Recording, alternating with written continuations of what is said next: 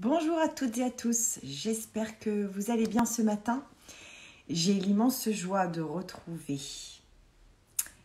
pour la seconde fois, parce qu'elle était déjà venue lors du premier confinement et à l'époque les lives ne restaient pas. Souvenez-vous, il restait que uniquement 24 heures. Mais Claire revient avec deux superbes bijoux dont elle va nous parler. Alors, je crois que je l'ai vu apparaître. Coucou Cécile. Je vais...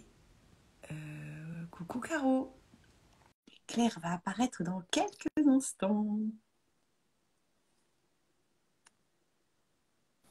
Coucou tout le monde. Coucou Claire. Bonjour, très Je heureuse suis, d'être ici. je suis très contente de te retrouver ce matin. Moi C'est... aussi. Quel beau cadeau que tu nous fais là. Vraiment. Et avec deux doubles très beaux cadeaux, je dois dire. Vraiment. Vraiment, vraiment. Euh, J'étais...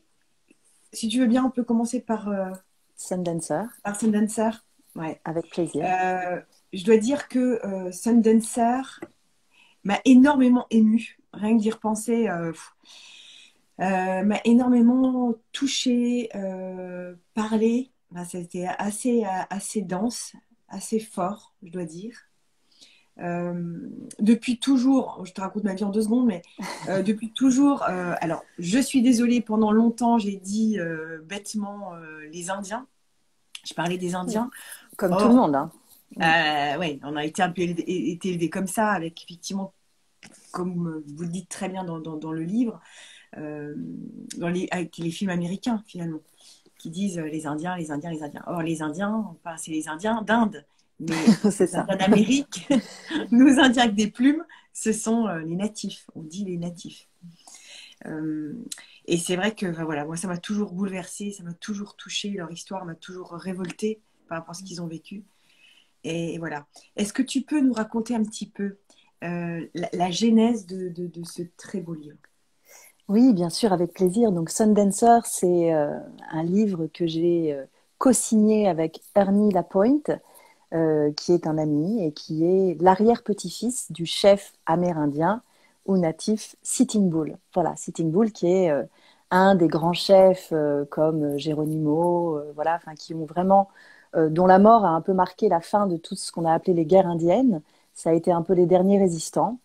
Et donc, Sundancer, c'est l'histoire d'Ernie, qui est son arrière-petit-fils, que j'ai rencontré, moi. Alors, la première fois que j'ai été en contact avec lui, c'était en 2014. Et la première fois que je suis partie le voir, c'était en 2015. Et notre rencontre vient voilà, d'une vision que j'avais eue il y a quasiment jour pour jour 8 ans, le 1er février 2014, où alors que j'étais en train de manger des pâtes dans ma cuisine, j'ai vu apparaître le visage de Sitting Bull qu'on vient de voir là sur le livre. Et bon, comme c'était vraiment une apparition très troublante qui, moi, a bouleversé toute ma vie, voilà. J'ai fait beaucoup de recherches forcément sur lui. C'est là que j'ai vu qu'il avait un arrière-petit-fils encore vivant. Et on a commencé à discuter, d'abord sur Facebook, par mail. Et après, j'ai été le voir donc, dans le Dakota du Sud. On est devenus très amis. On s'est revus plusieurs fois, aussi bien en Europe que là-bas, où j'y suis retournée aussi en 2017. Et avec tous ces échanges qu'on a pu avoir, j'ai vu à quel point sa vie était passionnante.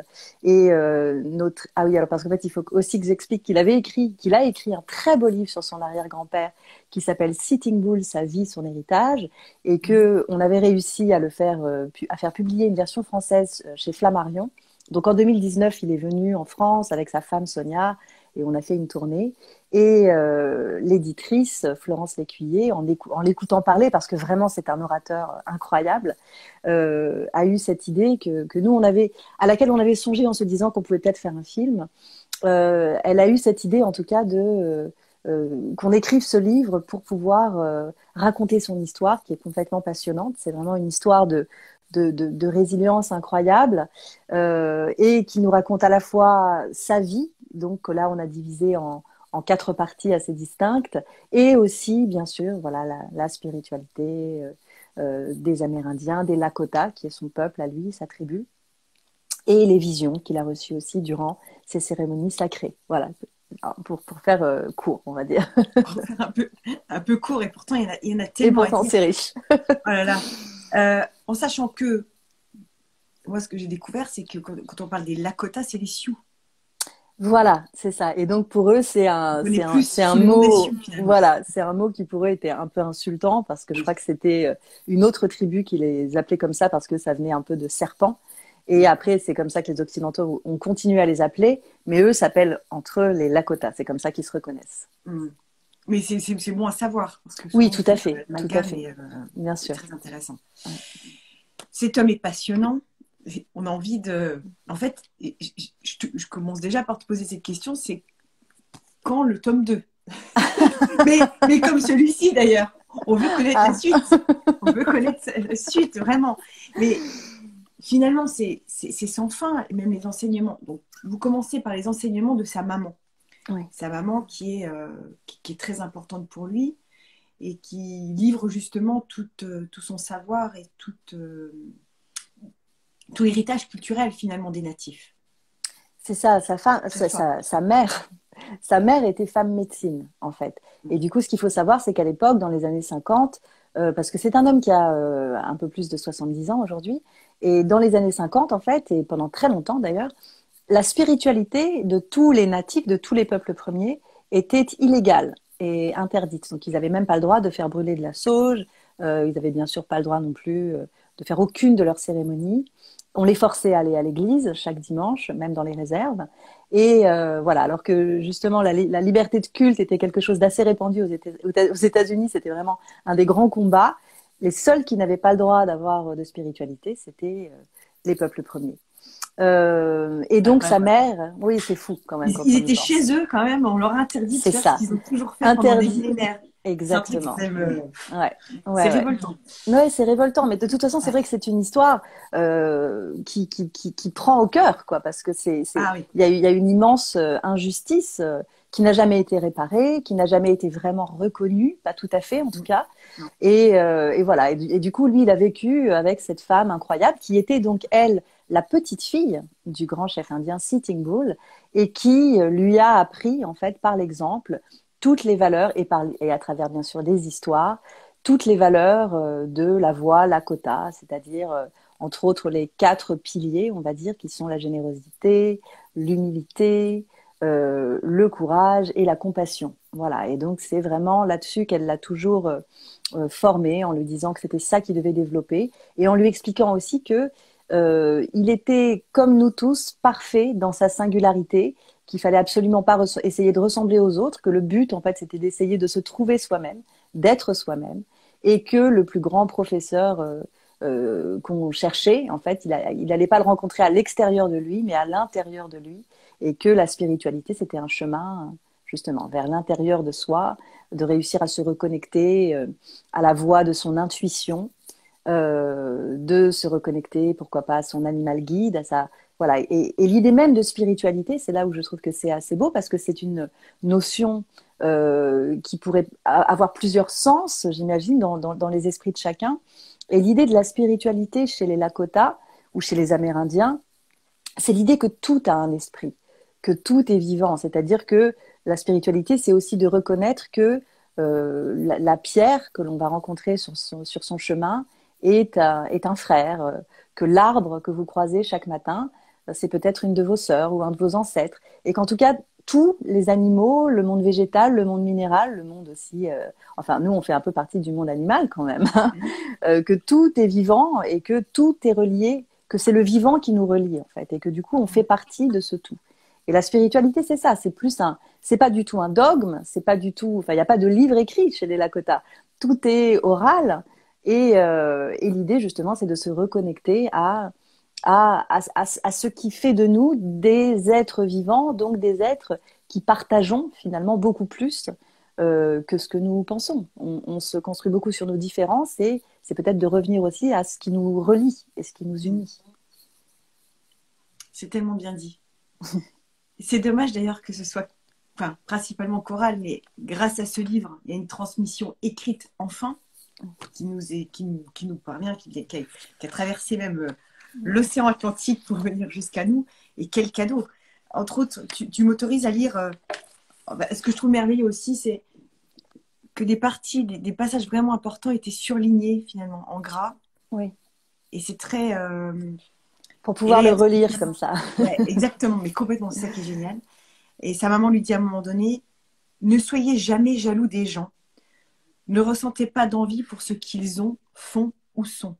Cherchez seulement à être vous-même. Ne vous comparez jamais aux autres. Et ne suivez surtout pas l'exemple des gens jaloux et envieux. C'est une belle leçon. Une très belle leçon. Tout à fait. Ouais. En tant que maman, enfin, je veux dire, on voudrait tous une maman comme Qui la soit maman qu'on capable veut. de transmettre des valeurs comme ça, on est bien d'accord. Et après, Ah, c'est vrai que par rapport à ce que tu disais, qui est important, c'est vrai que Ernie m'a fait une confiance incroyable en fait en me livrant ses récits, ses histoires, parce que c'est vrai que c'est une culture qui est très orale. J'ai écrit le livre en français, donc il faut savoir qu'il ne l'a pas lu et qui m'a laissé, il m'a fait une confiance aveugle. Et vraiment, je pense que c'est un livre important. C'est quand même une parole qui est très rare, celle des natifs. On ne l'entend pas. Voilà, ils sont très peu représentés dans l'espace public. Et donc de pouvoir entrer en fait dans cette culture et dans cette il va jusqu'à décrire les cérémonies, jusqu'à nous dire les couleurs, ce que représentent les couleurs, le nombre de sachets de tabac qu'il faut mettre. Enfin, il a livré des choses qui sont absolument précieuses et merveilleuses, et c'est vrai que je l'en remercie. hmm. Pour redire, on me demande le titre, c'est Sun Dancer, sagesse Sagesse, et vision d'un natif américain. Voilà. et c'est chez l'éditeur Guy Mais Trédaniel. dit très Daniel. Oui. Voilà. Touc. J'enlève mon doigt. Tu disais tout à l'heure, tu parlais tout à l'heure des quatre très belles valeurs. Ça rejoint, c'est marrant parce qu'on pourrait faire le pont avec les quatre accords Toltec. On dirait quand même que le chiffre 4 est quand même un chiffre très important, et surtout chez les natifs, où à chaque fois finalement on parle des quatre directions. Tout est en lien avec le 4. On peut faire aussi le lien avec, à un moment donné, il entend une musique dans sa tête, une chanson qui chante dans sa tête pendant 4 jours. Mm. Est-ce que toi aussi, Sitting Bull est venu te voir et a squatté ton salon pendant 4 jours? Ça a été quatre Voilà. jours aussi, toi?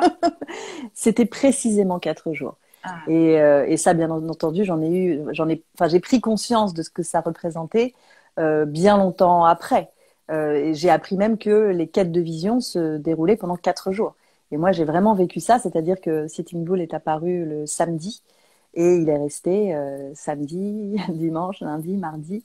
Et le mercredi matin, enfin, quand j'ai ouvert les paupières, il n'était plus là. Alors, il faisait plus que squatter mon salon, hein, parce que je rigole. il Oui, était, je me doutais non, non, là. non, mais il était accroché à mon aura, en fait. Donc, c'est-à-dire qu'il se déplaçait avec moi.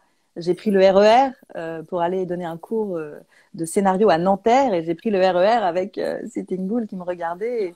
Donc c'était vraiment, c'était très, très, très perturbant et en même temps, voilà, tellement éclairant sur la suite de mon parcours. Mais en effet, ça a duré 4 jours. 4, c'est un chiffre sacré pour eux. Et d'ailleurs, Ernie dit à un moment que on revient 4 fois sur cette terre dans plusieurs incarnations différentes et que on peut même décider de revenir une fois de plus. Et là, il faut comprendre en fait que 4, c'est un chiffre sacré, donc ça veut dire beaucoup de fois. Ça ne veut pas forcément dire 4 fois. 4, voilà, c'est un chiffre comme un peu dans la Bible, le chiffre 7, on va dire. Donc c'est des chiffres qui sont symboliques aussi et qui en effet représentent aussi bien les 4 directions, les 4 vents, les 4 valeurs de la voie Lakota. Mm. Oui, d'ailleurs, tous ceux qui ont squatté les terres américaines auraient bien fait de s'en inspirer beaucoup plus. Ça aurait été très intéressant pour la suite des événements. Mais bon, ça, c'est mon opinion. Euh, Il y a aussi une notion, c'est marrant parce que tu parles du 7 du catholicisme, mais il y a la notion de quand ils font quand ils s'accrochent, je veux dire, c'est hard quand même ce qu'ils vivent, hein, certains. Ils s'accrochent, il y a des crochets dans le dos avec des têtes de Ah oui, bison qui doivent traîner en dansant. Et il dit à un moment donné, c'est la notion de souffrir pour le peuple. Ça, on peut faire le lien avec Jésus, là, quelque part aussi. Il y a un lien oui, de... ouais, il y a un lien très sacrificiel, en tout cas dans cette cérémonie-là, qui est la cérémonie donc de la Sundance, qui donne ce nom au livre, puisque aussi bien Sitting Bull que Ernie sont des Sundancers, c'est-à-dire que ils ont fait la danse du soleil, qui est en effet une cérémonie. C'est une des raisons pour lesquelles aussi les Américains ou les Occidentaux arrivés aux États-Unis disaient que les Indiens étaient des sauvages. Voilà. Puisqu'en effet, ils avaient des cérémonies qui peuvent être, j'imagine, très impressionnantes à voir de l'extérieur, avec ils se pierçaient à cet arbre sacrificiel tout en jeûnant et tout en priant pendant 4 jours. Et l'idée, en fait, c'était de donner son sang, ses larmes et sa sueur à la terre, avec cette idée, bien sûr, qu'on prend beaucoup, on prend énormément à cette terre, et que là, les guerriers, tout d'un coup, se décidaient qu'à un moment, il fallait qu'ils rendent aussi. Et qu'ils ont fait, voilà, ils avaient versé le sang des bisons qu'ils mangeaient, et que là, ils donnaient leur sang à eux pour que justement l'équilibre soit respecté, et que tout est interaction, et que donc si on prend, il faut rendre. Et l'idée, c'était de donner ce sang, donner ces larmes, donner cette sueur aux esprits, à la terre-mère, aux animaux qui, eux, avaient versé leur sang aussi, un peu dans un souci de rétablir l'équilibre. Et oui, c'est vrai, ça ressemble un peu sans doute à cette image de la croix, c'est pas faux.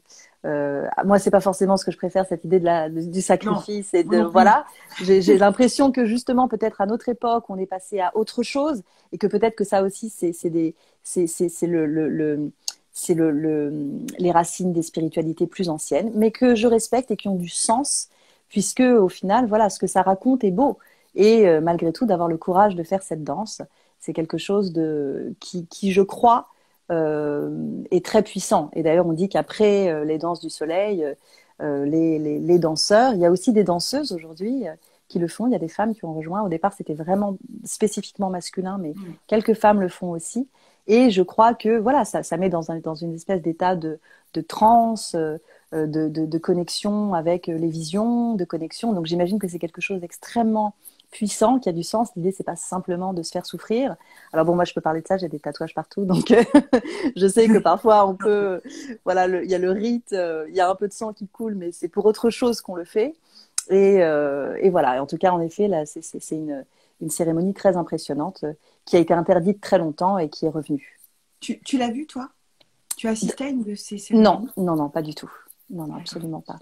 Non, j'ai eu la chance de pouvoir participer à des huttes de purification, et entre autres, il n'y a pas si longtemps, à nouveau, à une hutte de femmes magnifique, et je salue les salamandres. Et voilà, mais sinon, non, j'ai jamais assisté à une danse du soleil. Ni fait de quête de vision, à part celle que j'ai faite dans mon salon avec Sitting Bull, voilà, qui n'était pas prévue. Qui était déjà pas mal quand même. Qui était déjà pas mal. Et très honnêtement, oui, ça a bousculé bien des choses, ça c'est certain. Et d'ailleurs, cette histoire-là, tu la décris davantage dans ton précédent livre qui parle de Sitting Bull, justement, sur le titre exact, c'est Pourquoi je n'ai pas écrit de film sur Sitting Bull, sorti oui, voilà, en 2017. Sorti en 2017, et qui là, pour le coup, vraiment raconte, là c'est plutôt mon histoire, qui donc débute ce fameux 1er février où je vois apparaître Sitting Bull dans ma cuisine. Et là, je raconte aussi bien ma rencontre avec Ernie, mon départ dans le Dakota du Sud, et ma découverte du chamanisme auprès de cette chamane russe, Elena Mishevskina, puisque c'est elle que j'ai été voir un peu comme un appel à l'aide quand voilà, je voyais que la vision ne partait pas et que moi j'avais très peur qu'elle reste, parce que c'était quand même difficile de vivre avec un mort qui vous regarde toute la journée, aussi charismatique soit-il. Et voilà, et c'est elle qui m'a joué du tambour, qui m'a, pour la première fois, et j'ai fait un voyage chamanique extrêmement puissant et bouleversant, avec même des difficultés à revenir, parce que mon esprit et mon corps s'étaient réellement scindés en deux et étaient un peu dans deux espaces-temps différents. Et Elena a su m'aider à me réunifier. Et quand je suis revenue, elle m'a dit, avec un air de compassion, elle m'a dit, bon, bah écoutez, je m'en doutais un peu, voilà, c'est pas normal de voir un mort pendant 4 jours quand on n'a pas pris de plantes ni rien. Donc, vu comment vous avez réagi au tambour, vous êtes foutu, vous êtes chamane. Et c'est là qu'elle m'a posé ce diagnostic un peu étrange et un peu perturbant et en même temps éclairant, parce qu'au moins ça avait du sens, alors que là je vivais, j'avais plongé dans la 4e dimension, parce que pour moi voir un mort c'était pas quelque chose de possible dans cette vie-ci, et là tout d'un coup j'ai expérimenté quelque chose qui pour moi n'existait pas, ou en tout cas faisait partie du domaine de l'imaginaire, et quand elle m'a dit ça, au moins ça expliquait, c'est-à-dire que ça paraissait fou, mais un peu moins fou que simplement juste tout d'un coup un mort peut sortir du vide pour venir vous voir. Et donc pour elle, Sitting Bull c'était mon guide spirituel, c'était celui qui était venu toquer à la porte de ma conscience pour me dire de m'éveiller et de prendre mon tambour. Ce que j'ai fait finalement. Et j'ai essayé d'utiliser aussi mes autres armes. Donc, étant scénariste et romancière, j'ai essayé, voilà, de parler du coup de lui à travers ce livre. Le jour où Ernie est arrivé en France pour faire les signatures de son livre sur son arrière-grand-père et qu'on a fait des tournées, je me suis dit, bon, j'ai réussi à répondre un peu. Et là, avec Sundancer, c'est pareil. J'ai l'impression que finalement, il a peut-être toqué à la bonne porte. J'ai réussi à faire quelque chose de cette vision. Et ça, pour moi, c'était important parce que c'est un tel cadeau, finalement, quand quelque chose comme ça vous arrive. Vous n'en avez pas conscience tout de suite que c'est un cadeau. Vous avez un peu peur d'aller à Sainte-Anne. Et quand finalement, vous n'y allez pas et que vous voyez que derrière, il y a des choses si belles qui s'ouvrent, voilà, vous voyez que c'est quand même un cadeau inestimable. Et c'est pour ça que Sundancer me tient aussi à cœur parce que j'ai eu la chance finalement d'être simplement, très humblement, une petite ambassadrice qui permet à Ernie de parler. Voilà. Je lui ai tenu mon micro et j'ai tapé et je l'ai enregistré pendant des heures et des heures et des heures. Et après, j'ai essayé de rassembler cette matière titanesque dans un livre qui, du coup, est j'espère, accessible. J'ai essayé de l'écrire avec la langue la plus parlée possible pour donner cette impression que moi j'ai quand je lui parle, qui est géniale, d'être assis en face de lui et de l'écouter, quoi. Et j'ai essayé de garder cette oralité dans le style. Est-ce qu'il parle aussi simplement? Est-ce que c'est aussi accessible que ça? Ah oui, côté, oui, c'est très accessible. Sa manière de parler est très accessible. Et après, il a un flow incroyable, quoi. Donc, quand on lui pose une question, on a l'impression qu'il répond complètement à côté. Et puis, un quart d'heure après être passé par des volutes de je ne sais quoi, etc., en fait, il répond à votre question. Mais à un moment, vous dites, mais en fait, il n'a pas entendu ma question. Mais si, il l'a entendu. Simplement, sa manière de répondre, ben voilà, c'est à l'amérindienne. Donc, vraiment, il y a quelque chose dans cette... c'est un conteur aussi. Et donc, j'ai essayé de rendre sa langue, qui en effet est simple, belle, parlée, et constellée d'humour aussi. Parce que là, forcément, sur du papier, ça se sent peut-être moins, mais c'est un homme très drôle. Hein, donc, il a toujours des espèces d'éclats de rire au milieu de ses phrases. Donc, on a beaucoup rigolé aussi pendant l'écriture. Et voilà. C'est vrai qu'on a envie de se retrouver à côté de lui qui nous raconte plein d'histoires. Et d'ailleurs, à la fin du livre, il y a, si je ne m'abuse, 3-4 histoires. Oui, 3 petites histoires, je crois. Petites histoires qui racontent qui sont c'est ça. Et il y en a, je crois qu'il y en a peut-être une ou deux autres au cours du livre. Oui. La légende de la femme bison blanc, celle qui leur a apporté la chanupa, la pipe sacrée. Et je pense qu'il y a aussi l'histoire de la création du monde, la grande course, qui explique pourquoi les hommes mangent les animaux et pas l'inverse. et les chats et les chiens. Voilà. Une petite histoire drôle. Excellent. Un coup des chiens et chats. Oui, c'est drôle. Tu parlais tout à l'heure des femmes qui enfin peuvent participer à la cérémonie de Sundance. On peut parler aussi du rapport incroyable finalement entre le rapport sacré que les Lakota, en tous les cas, ont avec les femmes. Et il le décrit très bien. Il le dit à un moment donné, pour nous, la connexion entre un homme et une femme est sacrée, parce qu'il peut naître un enfant de cette union. Mais il ne parle pas que de ça. Il parle aussi du respect, de l'immense respect qu'il a pour les femmes.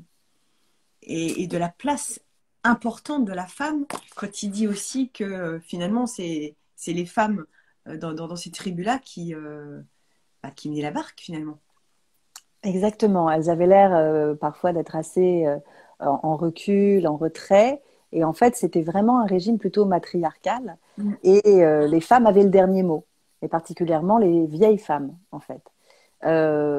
Et c'est ce qu'il expliquait. Ouais, voilà. Les cheveux blancs. Avec nos mèches blanches, exactement. Signe de la sagesse, de l'hiver. Ou de l'automne. Enfin, on va dire le début de l'hiver, la fin de l'automne, je ne sais pas. L'avenir seul nous le dira. Entre les deux. Oui. Et voilà. Et donc, oui, c'est-à-dire qu'il y avait des cercles de guerriers, il y avait les tribus entre elles. Souvent, c'était les hommes qui parlaient entre eux, mais après, ils se retournaient, ils regardaient si les femmes étaient d'accord ou non. Si les femmes n'étaient pas d'accord, ils se remettaient à partir dans des pourparlers. Et si les femmes étaient d'accord, alors là, la décision était prise. Et Ernie racontait justement que les Américains ont beaucoup imité les Amérindiens dans leur système, c'est-à-dire avec à la fois le Sénat et alors du coup là le nom m'échappe, mais bon d'un côté il y a vraiment chaque État a sa juridiction et Mhm. après il y a vraiment la juridiction fédérale et qui va du coup rassembler tous les États. Et les Amérindiens avaient un système un peu comme ça, c'est-à-dire qu'il y avait les tribus d'un côté, puis après le cercle des tribus qui se mettaient d'accord. Mais ce que les Américains ont oublié, c'est qu'après, il fallait se retourner vers les femmes et leur demander, et c'était elles qui choisissaient. Et donc pour lui, c'est pour ça que les États-Unis et que vont aussi mal, politiquement en tout cas. Et Voilà, toc, voilà, voilà. toujours Les femmes ont demander été l'avis des oubliées. femmes. Et voilà. Eh oui, notion importante, les gars, mais ils n'ont pas tout. Parlons maintenant de la guerre, parce que ça fait partie quand même, malheureusement, de leur vie. Mais même de toute façon, entre tribus, je pense qu'ils devaient pas mal se batailler aussi. Mais pour autant, la guerre n'était pas vue de la même manière. C'est-à-dire que c'était plus honorable, finalement, de toucher, finalement, de ridiculiser, entre guillemets, son adversaire en le touchant avec un bâton que de le tuer. C'est merveilleux. Ouais, c'est ça. Bah oui, il y avait beaucoup de bagarres entre tribus, ils se volaient des chevaux, tout ça, voilà. Et après, c'est ça. Pour eux, le courage, même la manière d'obtenir une plume, c'était d'avoir touché son adversaire. C'était pour montrer qu'on avait été plus fort, en fait. C'est un peu comme des jeux de petits chiots dans la cour, quoi. Mais l'idée de tuer, c'était pas du tout, ça, c'était pas quelque chose qui était, en tout cas, voilà. J'imagine qu'il y avait bien sûr des fous comme partout, hein. Mais c'était pas le but. Le but, c'était plutôt de remporter la victoire à travers l'honneur, quoi, de cette espèce de chose de jeu. Et c'est pour ça qu'Ernie, donc, qui lui a connu la vraie guerre, puisque il a fait le Vietnam, hein, et la Corée un peu avant ça. Il est vraiment tombé de haut par rapport aux valeurs, justement, parce qu'il est parti avec fierté. C'est ça qu'on ignore, hein, c'est que beaucoup d'Amérindiens ou de natifs ont fait la guerre, aussi bien la Première Guerre mondiale que la Deuxième, et ils se sont engagés très volontiers parce que leurs ancêtres étaient des guerriers. Et du coup, pour eux, c'était très honorable, en fait. C'était un peu comme d'aller gagner ses plumes. Et le problème étant, bien sûr, qu'arrivé sur place, bah, il fallait tuer des hommes, enfin des hommes, des femmes, des enfants, que c'était une guerre très sale et que ça n'avait rien d'honorable, quoi. Et que c'était une boucherie, quoi. C'était vraiment atroce. Et il a gardé les marques, il les porte encore, hein. Il porte encore les traces et les marques de cette guerre, aussi bien dans son âme. Et ça a complètement, à un moment, ça a fait qu'à un moment, il s'est complètement perdu. Il s'est perdu, il n'arrivait pas, comme la plupart des anciens soldats souffrant de stress post-traumatique, quand il est revenu dans la vie civile, en fait, il n'a pas réussi à revenir. Non. Donc, il n'arrivait pas ni à garder un job, ni à garder une femme. Il en a laissé quelques-unes sur le bord du chemin avec quelques enfants. Et il a même vécu dans la rue, en fait, de manière volontaire, hein. C'est-à-dire qu'il a vraiment tout quitté, un peu comme dans les années 70. Voilà, il s'est retrouvé dans la rue avec des anciens du Vietnam comme lui, qui traînaient, qui étaient tous alcooliques. Et il se retrouvait un peu entre frères, finalement. Et il se sentait mieux dans la rue, malgré la violence, le froid, ensemble, que dans la société qui leur semblait encore plus violente que la rue, quoi. C'était assez fou. Et c'est un peu cette espèce de traversée de nuit, en fait, qu'il a vécu pendant des années et il a réussi à s'en sortir, justement, grâce à la reconnexion avec sa spiritualité et avec ses racines et ses ancêtres. C'est ça qui fait qu'il a pu, à un moment, ressortir la tête de l'eau et reprendre sa vie en main. C'est ça qui l'a sauvé à un moment donné. Oui. Cécile pose la question, il y a beaucoup de descendance du coup. Ah bah oui, il n'a pas fait semblant, Ernie. Il a, alors que je ne dise pas n'importe quoi, je crois qu'il a 4 enfants. Il en a eu 3 avec une femme et un Ah avec oui, une autre. C'est ça, il me un ou semble. deux avec la deuxième. Je sais plus. Parce qu'il me semble que c'était deux avec la Ah deuxième. oui? Parce que j'ai cru Alors, aussi une, et à la fin il dit bah finalement je l'ai quitté avec les deux. Voilà. ah d'accord. Alors, je Donc moi sais plus. j'ai cru compter Alors, cinq. 4 ou 5. Je ne sais pas. Entre les deux. C'est Il a plus des drôle. petits-enfants, en tout cas, ça c'est sûr. Mais C'est extraordinaire. voilà. Oui, oui. Comment vivent-ils aujourd'hui? Ils sont dans des réserves, sont dans les réserves. Est-ce Alors, que, parce que l'alcool a ravagé aussi malheureusement ce peuple. effectivement, comme tu disais, suite à la guerre, c'était le seul échappatoire qu'ils pouvaient avoir, et pas trop cher aussi. bien sûr. Mais comment vivent-ils? Est-ce que quand même, euh, il, il reste un semblant ou quelque chose de cette tradition, de toutes ces traditions? Est-ce que ça revient en force? Ils en sont où finalement aujourd'hui? Alors, c'est vrai que quand on va aujourd'hui enfin, quand on va dans les réserves indiennes, c'est un spectacle qui est quand même assez désolant. Mm. C'est-à-dire que ce sont des grandes étendues, très pauvres. En général, les terres qu'on leur a laissées, c'est les terres les moins fertiles, les plus caillouteuses. Toutes les autres leur ont été vraiment volées. Ce qu'il faut savoir, c'est que tous les peuples, on va dire, je ne sais pas comment dire ça, vivent dans les villes aux États-Unis, chacun un peu dans des ghettos, et que les seuls qui soient exclus des villes, c'est les Amérindiens qui sont dans des réserves. Ils sont en dehors de la ville. Donc c'est vraiment les plus exclus des exclus. Donc il règne en effet dans les réserves une grande pauvreté, beaucoup de drogue, beaucoup de violence, beaucoup d'alcoolisme. Il faut savoir aussi dans les chiffres que les Amérindiens, c'est ceux qui ont le plus fort taux de suicide à l'adolescence. Voilà. Euh, Ils ont plus de chances que n'importe qui de se suicider avant l'âge de 18 ans, Mm. par désespoir en fait, parce qu'il y a vraiment, il manque de l'espoir. Alors, malgré tout, ces dernières années, avec les réunions qu'il y a pu avoir autour de la pipeline, des choses comme ça. Je ne sais pas si vous aviez entendu parler, voilà, de cette espèce de, c'est quoi, c'est un oléoduc ou je ne sais quoi, qui devait traverser la réserve. Et Oui. les Amérindiens, entre autres de Standing Rock, les Lakota et des Cheyennes aussi, se sont révoltés, se sont réunis, sont venus avec leurs tambours. On leur a quand même lancé des chiens dessus, hein, il faut le savoir. Et là, quelque part, depuis quelques années, depuis aussi le Black Lives Matter, il y a eu un Native Lives Matter parce qu'ils sont très tués, très souvent tués par la police aussi. Il y a beaucoup de femmes natives qui sont portées disparues, qui disparaissent du jour au lendemain, qu'on retrouve jamais. La police n'essaye même pas de les chercher. Donc il y a quand même cette espèce de drame social terrible. Et il y a aussi une renaissance quand même d'une fierté peut-être, alors que longtemps ça a été une honte parce qu'ils étaient vraiment victimes d'un racisme très violent. Et là, l'idée que c'est peut-être une fierté d'être un natif et de revenir peut-être aussi à sa spiritualité et sa culture, c'est quelque chose qui revient, mais quand même, la plupart des jeunes Amérindiens ne parlent plus leur langue. Ils parlent tous américain, donc c'est quand même et connaissent un peu leur culture, mais s'en sont pas mal coupés. Mais bon, il y a peut-être un espoir que ça revienne.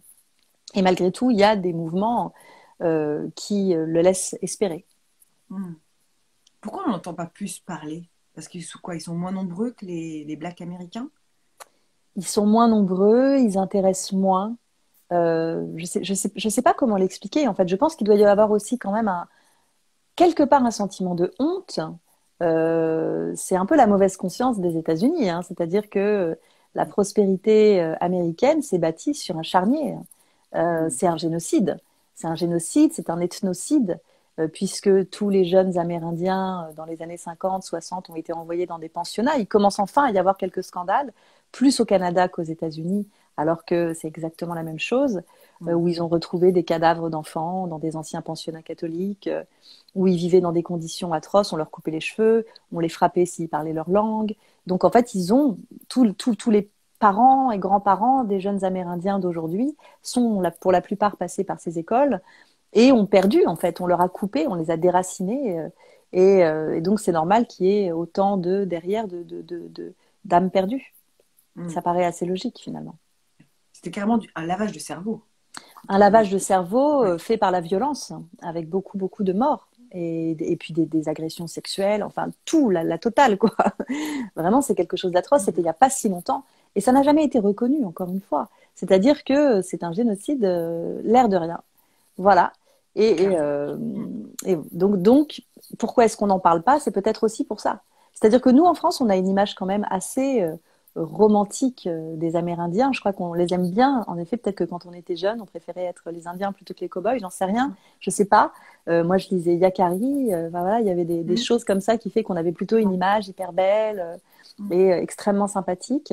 Et aux États-Unis, au contraire, enfin, ils les voient vraiment comme des sous-hommes, quoi, comme des espèces de rebuts alcooliques.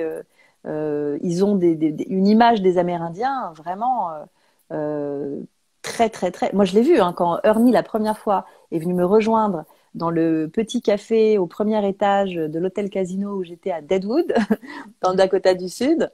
Avant qu'il arrive, bon, bah voilà, la serveuse, tout ça, les gens me souriaient, normal, j'étais en train de boire mon petit thé. Et quand tout d'un coup, il est arrivé avec sa tête d'Amérindien, hein, sa tresse et tout ça, et ses lunettes, l'attitude des gens a changé. Tout d'un coup, les regards qui le regardent, et vraiment, on sent le mépris, on sent la méfiance, on sent quelque chose de qu'est-ce qu'il fait là, quoi. Et donc, c'est encore comme ça aujourd'hui. Et ce qui peut nous Incroyable. paraître très étonnant pour nous, qui n'avons pas du tout cette image-là. Mais c'est important de le savoir quand même. Non, parce qu'on serait fiers justement d'avoir un natif Bah, qui rentre dans notre c'est ça. café. Moi j'étais fière qu'ils viennent, Non. qu'ils viennent me voir, ça c'est sûr. Donc Très ils heureuse. ont la mémoire courte, quoi, les ricains, quand même. Ils ont la Ouais, ou mémoire courte. alors dans le déni, quoi. Dans Oui, le déni aussi. de préférer ne pas savoir d'où Mm. vient notre richesse. Mais on est tous dans le déni, hein. On préfère ne pas savoir que la bouteille en plastique qu'on a bu parce qu'on avait soif va finir dans l'océan. On préfère ne pas savoir que peut-être la magnifique bague qu'on s'est achetée sur un coup de cœur ou qu'on nous a offerte et qui est si belle, et ben peut-être que la pierre, c'est des enfants qui sont morts en l'extrayant. On vit tous dans le déni, en fait. C'est quelque chose. Sinon, bah, on s'arrêterait tous et on pleurerait quelque part. Donc c'est aussi un mode de survie. Mais c'est vrai qu'à certains moments, il faut essayer d'ouvrir les yeux ou d'avoir certaines prises de conscience. Mm. Justement, c'est l'un des thèmes du livre, en tous les cas. Et c'est le message très fort que nous livre Ernie. C'est quand il nous parle de la terre et de l'urgence d'en prendre soin, ou en tous les cas de se rendre compte de ce qu'on en fait et C'est ça. d'arrêter très très vite les bêtises parce que ça va très très mal se finir. Je le dis gentiment là, mais c'est un C'est peu à peu ça. près ça. Hein. Il est temps de s'éveiller. Voilà, il est temps de s'éveiller. Il est temps de voir quand même les effets que nos actions ont sur le monde du vivant, sur cet écosystème si fabuleux, mais quand même. Alors, il n'était pas si fragile, mais on y a été au marteau-piqueur, quoi. Donc, Mmh. au bout Je d'un veux moment, dire, on oui. finit par le Mmh. fragiliser, ça c'est certain. Et voilà, la Terre n'est pas à nous, elle est nous. Et donc, si on la détruit, on se détruit. Donc, c'est un suicide, en fait, de toute façon. Donc, à un moment, il va quand même falloir qu'on, sans doute, s'éveille de manière très urgente et qu'on soit nombreux à le faire et à essayer de trouver des solutions, puisque, voilà, eux, ça fait en fait très longtemps qu'ils reçoivent des messages de leurs ancêtres durant des cérémonies disant que il va y avoir des dérèglements climatiques, des choses comme ça, des choses qu'on vit aujourd'hui, que les icebergs vont se mettre à fondre, qu'il va y avoir des grands incendies partout. Et voilà, donc c'est vrai que ces visions qui n'étaient que des visions encore il y a 40 ans et qui commencent à être vraiment la réalité, hein, quand on regarde l'année dernière, il y a 2 ans, aussi bien les incendies en Amazonie, en Grèce, où tout d'un coup il fait tellement chaud que ça s'embrase. Mmh. Euh, on se dit qu'il y a peut-être quelque chose en effet à faire et au moins de reprendre conscience, de refaire un pacte avec le vivant. Peut-être qu'on a un peu trop trahi ce pacte en se croyant trop au-dessus des choses et en se croyant trop propriétaire alors qu'on est simplement des invités. Et des Mmh. invités qui font partie de ce tout, quoi. Et c'est un peu fou, en fait. On a quasiment réussi, au final, à abîmer chacun des éléments. On a réussi à abîmer la terre, on a réussi à abîmer l'eau, on a réussi à abîmer l'air, à polluer en fait toutes ces richesses euh, gratuites et incroyables que nous offre ce monde. Et la seule chose qu'on a réussi, qu'on n'a pas réussi à polluer, c'est le feu. Voilà. Donc peut-être que c'est le feu qui, qui, Qui nettoie, voilà, qui qui vous nettoiera purge. bien des choses. Je ne sais pas, qui nettoie bien des choses, ça c'est certain. Mmh. Mais oui, en effet. Donc, c'est pour ça aussi qu'il voulait absolument écrire ce livre. C'était aussi pour C'est urgent. aider, voilà, à la C'est prise de urgent, là. conscience et partager les visions qu'il a reçues Mmh. durant les cérémonies. Tout à fait. Il y a une question intéressante, même si à un moment donné, il en parle très rapidement. Le film Danse avec les loups a-t-il permis de changer un peu les mentalités aux États-Unis ou pas? Oui, oui, oui. Alors, aux États-Unis, je ne sais pas, mais quand même dans le monde, en règle générale, oui, beaucoup. Parce que tout d'un coup, à nouveau, justement, il y a eu une image très romantisée de l'Amérindien qui n'était pas le sauvage sanguinaire qui vient vous scalper pendant la nuit, mais qui tout d'un coup, en fait, était quelqu'un qui, si vous alliez au-delà de l'apparence, possédait en lui une sagesse que nous, occidentaux, avions laissée dans le placard, quoi. Donc oui, ça a beaucoup joué. Après, bon, il y a une petite anecdote, bien sûr. C'est que Kevin Costner donc parle Lakota à certains moments du film, mais en fait, la femme qui lui a appris à parler Lakota pour le bien du film ne parlait sans doute pas si bien Lakota que ça, ou alors elle lui a fait une blague, mais en fait, elle le fait parler comme une femme. Parce que les hommes et les femmes ne parlent pas de la même manière. C'est-à-dire qu'il y a vraiment du masculin et du féminin quand on parle. Et donc, elle l'a fait parler comme une femme. Donc, du coup, les Amérindiens qui ont vu le film, ils étaient morts de rire à cause de ça. Ils doivent se marrer. Voilà, ils étaient très, voilà, ils ont trouvé ça très drôle. C'était une petite blague. Voilà. Allez hop, petite vengeance. Mais ils ont beaucoup d'humour. Ou donc, pas, c'est pour ça. voilà, Ou ou pas. pas. C'est pour rire, quoi. De toute façon, Oui, tout c'était simplement. pour faire des blagues à tous ceux qui verraient le film et qui pourraient avoir la culture de comprendre, on va dire. Enfin, la notion, c'est pas une question de culture, c'est une question d'apprentissage. Hmm. Je rappelle, mais c'est pas terminé, j'ai encore des questions à te poser, mais je rappelle le titre, Sundancer. De toute façon, je l'ai mis en photo dans mon post de dimanche, et puis je le remettrai de toute façon en story ensuite, évidemment.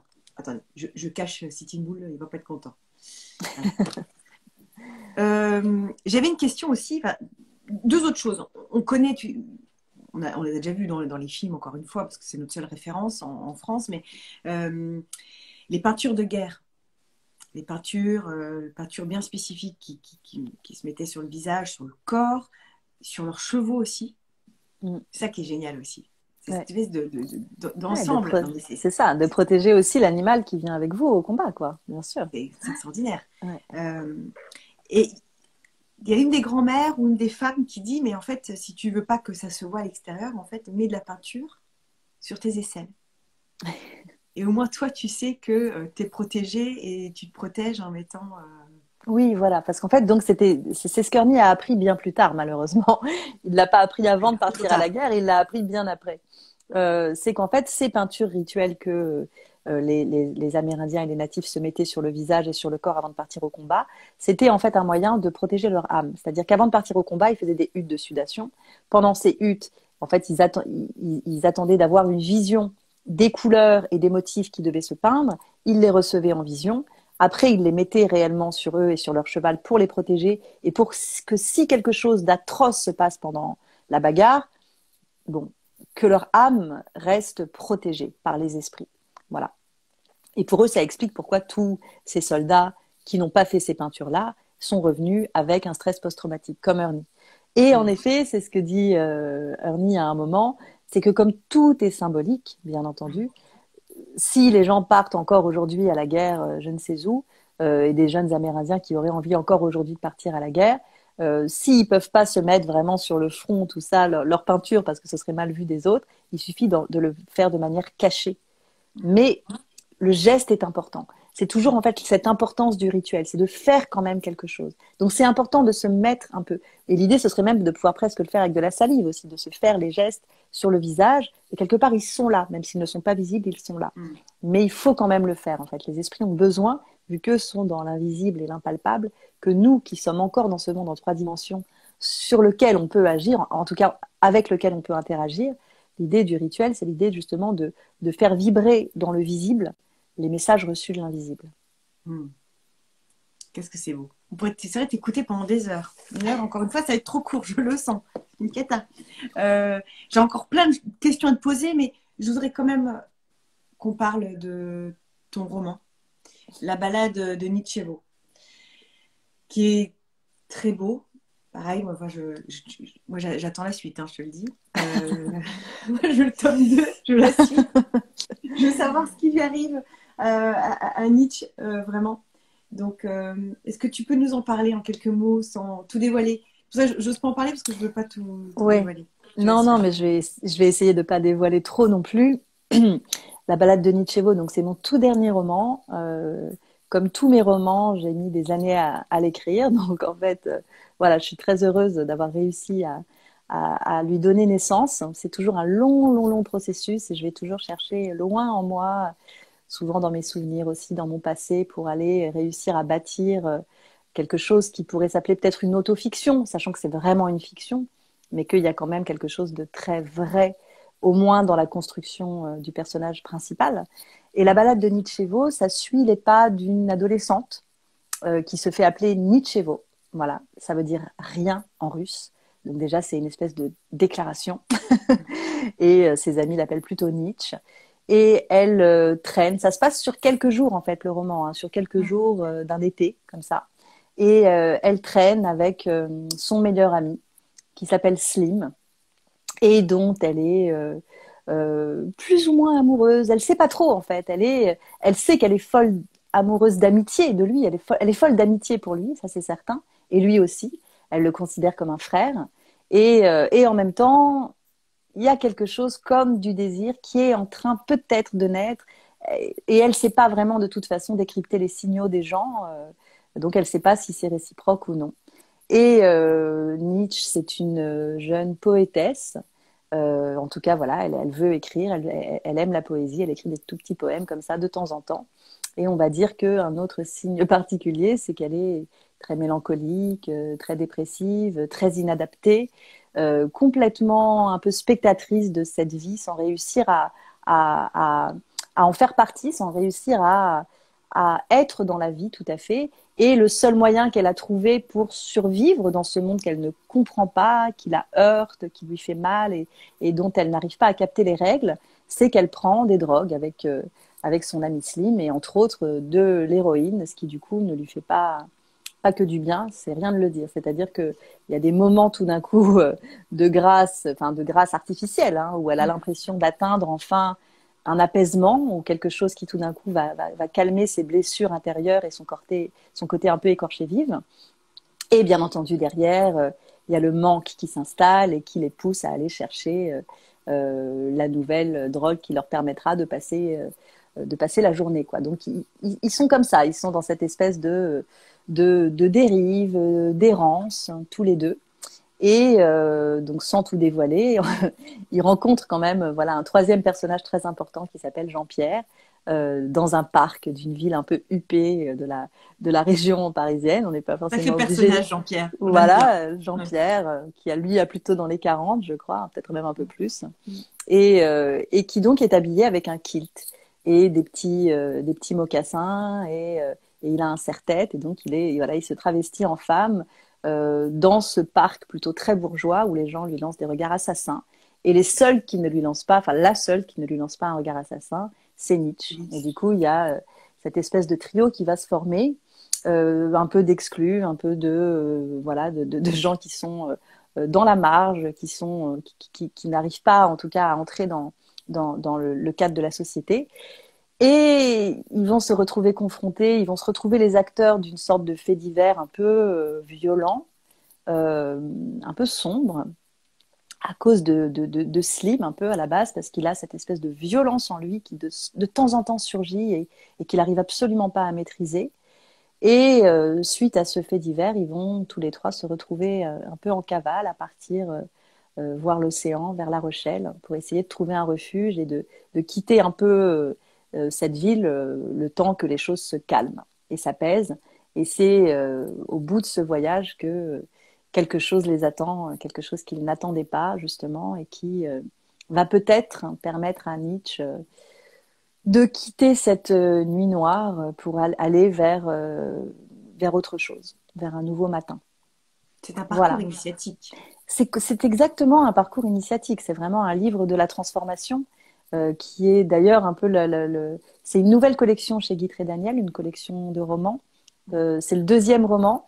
Juste avant, il y a eu L'enseignement de Jean-Philippe de Tonac, un livre magnifique sur le sang des femmes, sur un homme qui va être enseigné sur le sang des femmes. C'est vraiment un livre magnifique. Donc c'est une nouvelle collection et c'est une collection de la transformation justement. Donc c'est pour ça que ce livre-là, ce roman-là, que donc je portais en moi depuis longtemps, a pu intégrer cette collection parce que c'est vraiment l'idée d'une éclosion, l'idée d'une transformation. Et c'est un moment critique de la vie de cette jeune femme où elle a le choix un peu de continuer sa course-poursuite vers l'abîme ou de peut-être trouver une autre solution. Voilà. Il faut lire le livre. Il faut le lire pour avoir la suite. Mais lisez, enfin, j'ai eu du mal à lâcher le personnage. Enfin, chaque personnage est attachant. Et puis, évidemment, c'est extrêmement bien écrit. Hein. Merci. Rien, jusque-là, tout va bien. Ce que j'aime aussi dans tes romans, parce que j'ai lu aussi Chant d'amour, Euh, c'est tes scènes d'amour. Tu Merci. as un rapport à la sexualité qui est libre. Et voilà, je trouve ça chouette. Euh, Ça, et j'ai trouvé un point commun justement avec Chant d'amour. T'aimes bien les garçons typés, hein? Non? Oui, en tout cas, c'est vrai que dans l'idée, alors la sexualité pour moi c'est très important. Mon premier livre s'appelle Ceci est mon sexe. Oui. Donc c'est vraiment quelque Magnifique. chose qui a toujours fait partie de mes romans. Mes personnages, je réfléchis toujours à eux aussi d'un point de vue sexué. Voilà, Mhm. et je les accompagne souvent dans leur lit ou derrière la porte, ou qu'est-ce qui se passe de l'autre côté. Et ça m'intéresse beaucoup. Et c'est vrai que je n'hésite pas à, à aller vers la crudité ou la sensualité. J'ai l'impression que c'est jamais pornographique parce que ça Non. m'intéresse pas. Mais par contre, la sensualité, par contre, interroger le désir, même justement quand il nous trouble, même quand il nous bouscule, ça me semble quelque chose de tout à fait passionnant et de tout à fait intéressant. Et après, c'est vrai que par rapport à l'idée qu'en effet, dans Chant d'amour, il y avait ce personnage qui s'appelait Amir, et là, il y a le personnage de Slim. Et c'est aussi politique, c'est-à-dire que je trouve que c'est important de ne pas faire des romans où les gens soient à 100% blancs. Dans mes fictions, je fais pareil, en fait. Je trouve que c'est important d'inclure. Justement, j'aime beaucoup les exclus, quelque part. Donc, les drogués, les travestis, les transsexuels, ceux qui ne sont pas dans les normes habituelles. Parce que sans doute, c'est comme ça que je me sens aussi, que je me suis toujours sentie. Bien entendu, toute la première partie du roman est très autobiographique, même si je n'ai pas activement participé à un fait divers atroce que j'aurais lâchement quitté. On était parfois à deux doigts du fait divers, mais j'ai eu beaucoup de chance, on l'a évité, en tout cas dans ce contexte-là, même si j'ai vécu d'autres choses tout à fait comparables en intensité dramatique, on va dire. Et voilà, et après, je trouve que c'est important, en fait, parce que mon meilleur ami de l'époque, qui bien sûr a inspiré Slim, était français. Et j'ai trouvé ça intéressant, justement, de lui donner une autre, voilà, une autre origine, euh, pour, pour, pour briser un peu ces codes, voilà, et pour, je trouve que c'est important, en fait, voilà, de mettre un peu de couleur, de mettre. C'est pour ça que, par exemple, moi, ma première héroïne, qui était Trixie Rose, l'héroïne de Ceci est mon sexe, au départ, je l'avais vraiment imaginée comme une jeune Marilyn, donc elle était blonde, etc. Et après, je me suis dit, mais non, en fait. Et j'en ai fait une jeune métisse. Et ça me semblait important de se dire, ben non, en fait, l'idéal féminin, la beauté, etc., ça peut être, au contraire, allons vers le métissage, allons vers quelque chose, allons vers l'autre, en fait. L'idée de l'autre et l'idée de l'altérité me semble très importante. Voilà. Et après, je ne sais pas si c'est important à dire, mais c'est vrai qu'il y a beaucoup, souvent, en tout cas dans beaucoup de mes romans, il y a eu beaucoup de drogue, parce que forcément, c'est des choses que j'ai prises étant jeune. Et donc, ça nourrit mon imaginaire, ça a forcément aussi changé un peu le fil de ma vie, d'avoir traversé ça. Et encore aujourd'hui, à bientôt 48, c'était encore important pour moi de revenir là-dessus d'essayer de comprendre qu'est-ce qui avait pu finalement me pousser, parce qu'il y a quelque chose de très autodestructeur, en apparence en tout cas, quand on prend des drogues, alors que bien entendu, quand on en prend, c'est tout l'inverse. On a l'impression qu'on est en train de se réparer, que c'est le seul moyen de survivre.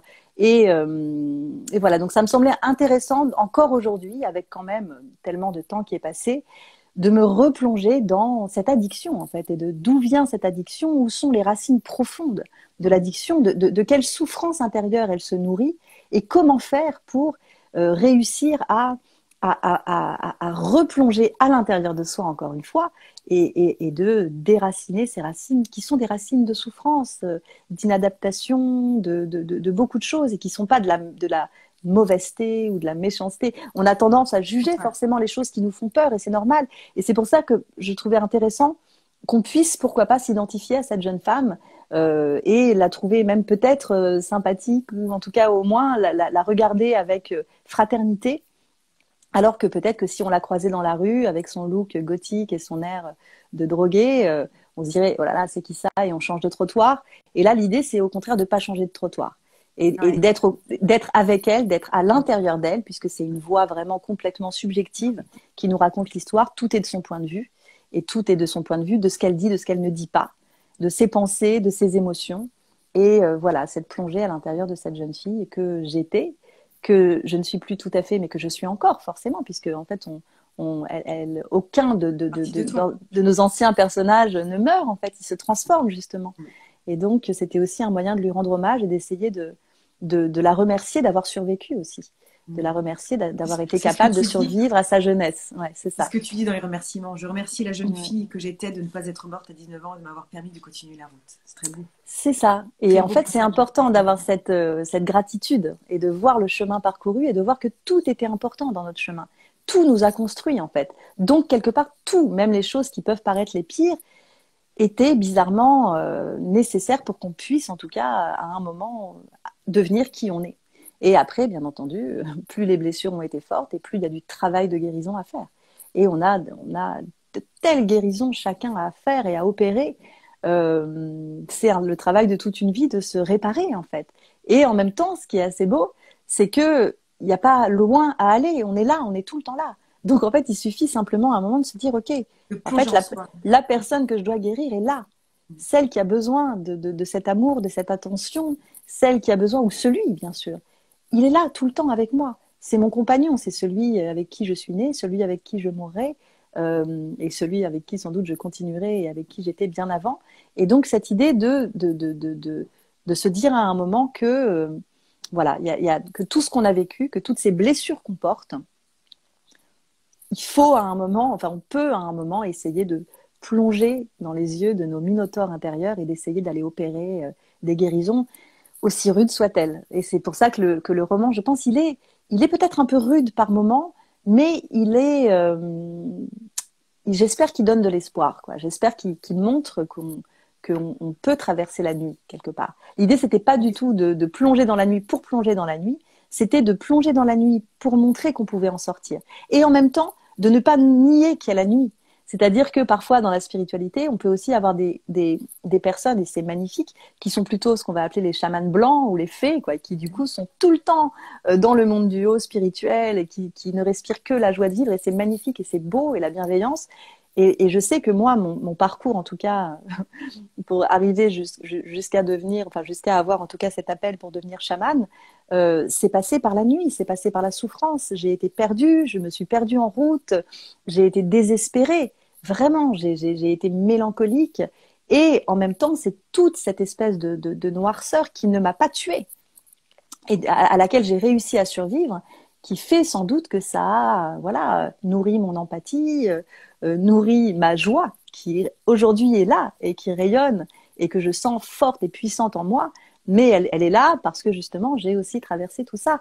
Et je pense que c'est ça que j'ai voulu aussi essayer de transmettre dans ce livre, c'est de donner de l'espoir à ceux qui peuvent se sentir perdus, abattus, non conformes, inadaptés. Et voilà, et de voir à quel point finalement toutes ces choses peuvent devenir des forces. Oh oui. Mais voilà, mais avec du travail, quoi. C'est vrai que ça se fait Oh pas oui. comme ça, c'est jamais un coup de baguette magique. Jamais. Ça, Et c'est sûr. d'ailleurs, alors il y a peut-être un. Bon, il y a un pont aussi entre les deux. C'est-à-dire que les deux parlent un petit peu aussi de cette terre qui va pas bien et qu'il est vraiment urgent de. Enfin, j'ai trouvé qu'il y avait pas mal Oui, de thèmes de en petits commun. ponts entre les deux. C'est sûr. Il nous reste 1 minute, Claire. Est-ce que c'est quoi, enfin, quels sont tes projets? Est-ce que tu as un film en vue? Est-ce que Alors oui, j'ai un film qui va sortir bientôt, un film réalisé par Audrey Dana, oui, qui est une amie et qu'on a coécrit et qui a été tourné en 2019 et qui va sortir en mai, je crois, parce qu'il y a eu le confinement, tout ah, ça, et oui, qui est oui. très, très, très sympa. Ça s'appelle Homme au bord de la crise de nerfs. C'est avec une palette d'acteurs vraiment géniaux. Et c'est des hommes qui sont au bout de leur vie, quelque part, et qui vont se retrouver à faire un stage d'homme en pleine nature. Excellent. Et ils pensent être entre hommes, mais le problème, c'est que la coach est une femme. Et voilà. Et c'est un peu leur chemin de guérison. C'est très drôle. C'est vraiment un feel-good movie. Et il va sortir très bientôt. Voilà, dans les projets. Chouette. On ira toutes et tous te voir. Et, alors, je représentais titre Sundancer, sagesse et vision d'un natif amérindien. Vraiment. Hop, avec Sitting Bull juste en dessous. Extraordinaire, vraiment. La sagesse amérindienne, quoi. Lisez-le, même en tant que mère ou père il y a un vrai livre de transmission ici et des pistes vraiment à explorer et à s'inspirer en tous les cas pour les générations futures. Et puis, on a La balade de Nietzschevo, qui est un roman extraordinaire aussi, d'un parcours initiatique. Voilà. Merci pour ce moment, Claire. Merci Julie, merci infiniment. Merci. C'était Bonne extra journée. encore. C'était encore trop court. Ouais, c'était Euh, super. Merci à toutes et à tous d'avoir participé. N'hésitez pas à liker, commenter, partager. Allez-y, faites vivre ce live et parlez lisez-les bien sûr. Achetez ces livres, lisez-les. Imprégnez-vous de ces deux belles choses que nous offre aujourd'hui Claire. Et puis à très bientôt. À À très bientôt bientôt. Claire. À À bientôt l'année Julie, prochaine. merci. Ah bah avec plaisir. Au revoir. Embrasse, au revoir.